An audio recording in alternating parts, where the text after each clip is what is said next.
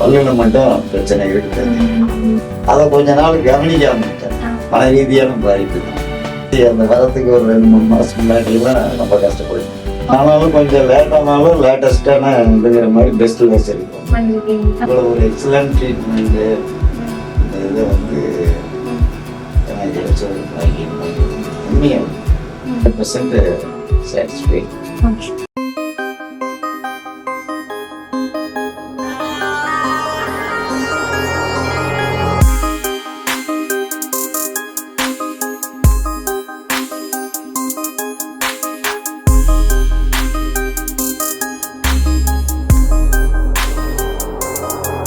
போன மாசம் நான் வந்திருந்தேன். வந்துட்டு யூரோப்புக்கு மாறிட்டேன். யூரோப்பில் 15 நாள் ஆச்சு ரிவ்யூக்காக நான் வந்திருக்கேன். எந்த டிஸ்கவுண்ட் இல்லை. அந்த முழு ஆரோக்கியம் இருக்கு. ஆரோக்கியம் வந்ததுன்னா அந்தஸ்தும் வந்து ஆரோக்கியம் தானே எல்லாத்துக்கும் அடிப்படை. கண்டிப்பா சார். இப்போ நீங்க வந்து ஈரோட்ல இருந்து நீங்க வந்திருக்கீங்க. ட்ரீட்மெண்ட்டுக்கு முன்னாடி உங்களுக்கு என்னெல்லாம் பல்ல பிரச்சனைகள் இருந்தது சார்? உங்களுக்கு பிரச்சனை வந்து எனக்கு ஒரு பரம்பரை தானே சொல்லாது. யாருக்குமே பேரண்ட்ஸ், கிராண்ட் பேரண்ட்ஸ் எல்லாமே வந்து 60 வயசுக்கு மேல எல்லாம் வீக் ஆகி தானே. அது எல்லாம் ஒரு ஹைஜீன் மெயின்டைன் பண்ண. அப்போ கூட வந்து அந்த பரம்பரை இதுங்கிற சில நோய்கள்லாம் வருன்னு பார்த்தீங்கன்னா அது மாதிரி பல்லுலேயே வருது. எங்கள் ஃபேமிலியில் மருதர்ஸ் எல்லாமே கொஞ்சம் சிஸ்டர்ஸ் எல்லாத்துக்குமே வேற ஹெல்த் இஷ்யூஸ் எதுவும் கிடையாது பெருசாக இருக்கு. ஆனால் அந்த பல்லுல மட்டும் பிரச்சனை இருக்குது.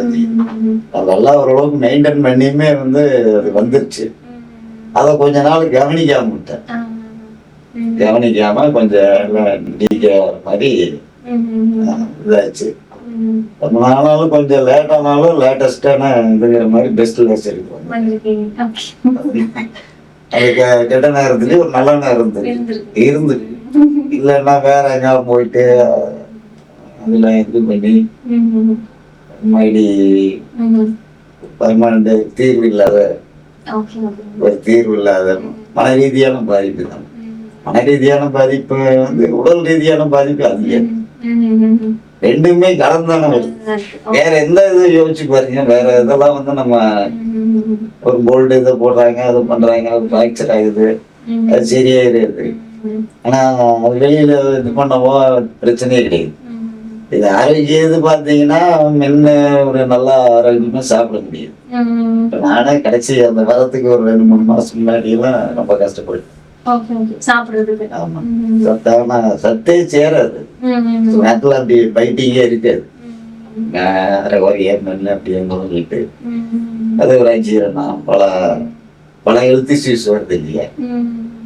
அப்புறம் அதுக்கப்புறம் மற்றது நம்ம அது பிரச்சனையே கிடையாது. இத வெளியிலேயே வந்து நண்பர்கள்ட்டையோ இல்ல ஒரு பொதுவா வெளிப்படுத்தவே முடியாது. இப்போ ட்ரீட்மெண்ட் அப்புறம் உங்களுக்கு சாப்பிடுறது எப்படி இருக்கு? அருமையா இருக்கு. அந்த டெம்பரரி நம்ம பண்ணிட்டு நீங்க டெம்பரரி கொடுத்தீங்க. அதுக்கப்புறமே கம்ஃபர்டபுளா இருந்தது.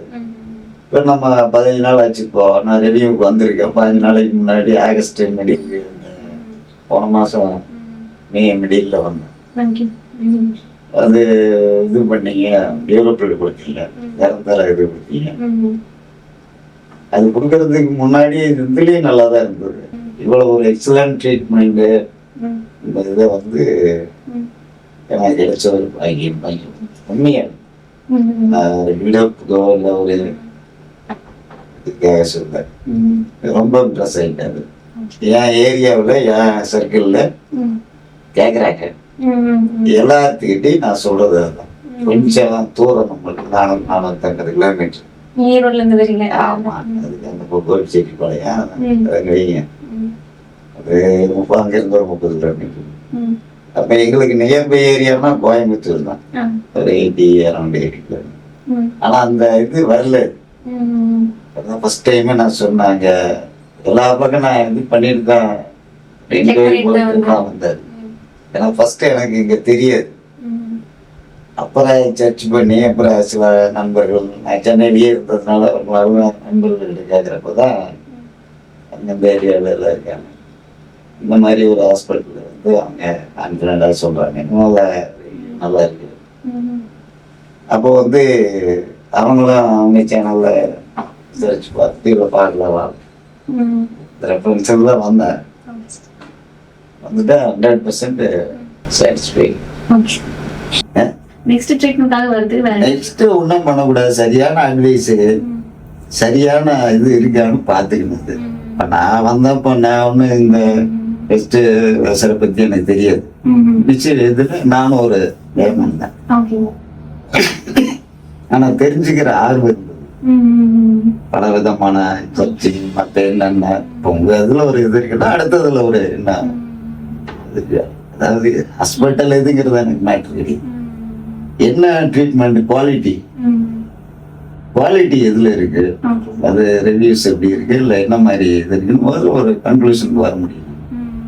கொஞ்சம் லோக்கல் இதுல இருந்து என்னென்ன வருது அதுல வரும்போது நான் சரியான இதை தேர்ந்தெடுக்கிறது எனக்கு அதுல எந்த மாற்று கருத்து கிடையாது. சரியான ஹாஸ்பிட்டல் அந்த இது வந்து எனக்கு கிடைச்சிருக்காங்க, நான் தேர்ந்தெடுத்திருக்கேன் அப்படிங்கிறதுல எனக்கு எந்த விதமான செகண்ட் தாட் இது கிடையாது. சரி, இப்போ நம்ம வீடியோ வந்து யாராவது வெளியூர்ல இந்த மாதிரி பாக்குறாங்க, யூடியூப்ல பாக்குறாங்க, அவங்க வந்து இங்க வந்து ட்ரீட்மெண்ட் எடுத்துக்கணும் அப்படின்னா அவங்க என்னென்ன விஷயங்கள்லாம் தயார் பண்ணணும் சார்? அவங்க முதல்ல என்னெல்லாம் இதுக்காக ரெடி பண்ணணும்? சிரமங்கள் வெளியூர் வந்து வராங்க, அதெல்லாம் வந்து ஒரு 4 நாள் 5 நாள் பார்த்தோம்னா எதுவுமே வந்து திரும்ப அது ரிப்பீட் ஆகுது இல்லையா. ஒரு சாதாரண இதை பண்ணாம வேண்டிக்கோள் இதெல்லாம் பண்றப்ப திரும்ப அதை உடைஞ்சி இல்லை ஒரு சில இடத்துல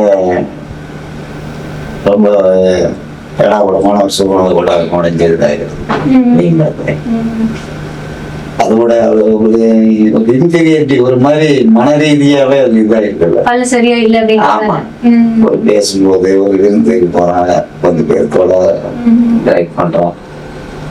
அப்ப உள்ளுக்குள்ள வந்து எனக்கே இருந்துட்டு இருந்தது எந்த நேரத்துல இது நடக்குமா.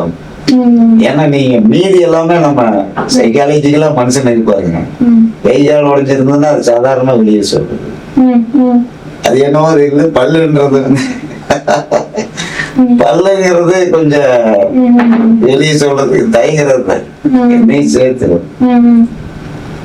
சேர்த்து தான் சொல்றேன்.